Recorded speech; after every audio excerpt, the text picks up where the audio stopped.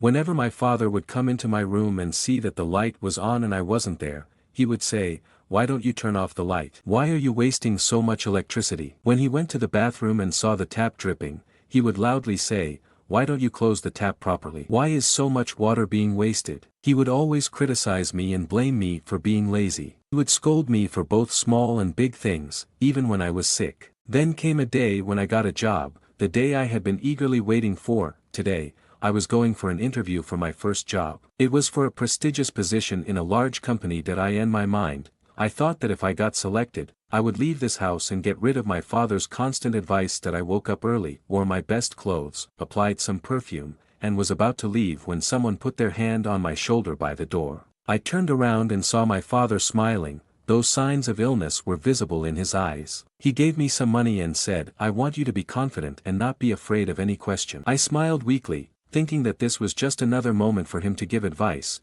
as if he wanted to ruin my happy moment that I left the house, got into a taxi, and headed towards the company. When I arrived there, I was surprised. There was no receptionist or doorman, just some directional boards guiding me towards the interview room.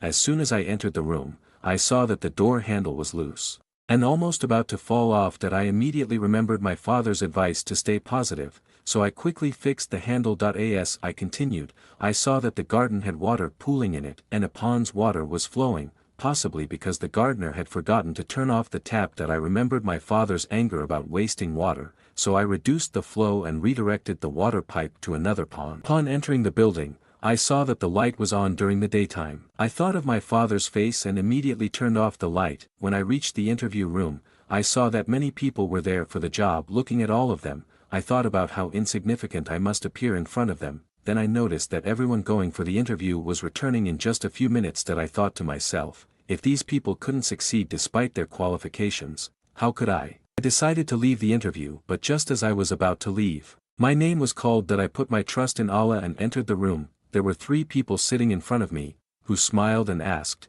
"When do you want to start this job?" I thought they were joking. That I remembered my father's advice to be confident. That I said, "When I pass the exam, then I will start." One of them said, "You have already passed." I was astonished. No one had asked me any questions. They told me that my exam had already been conducted.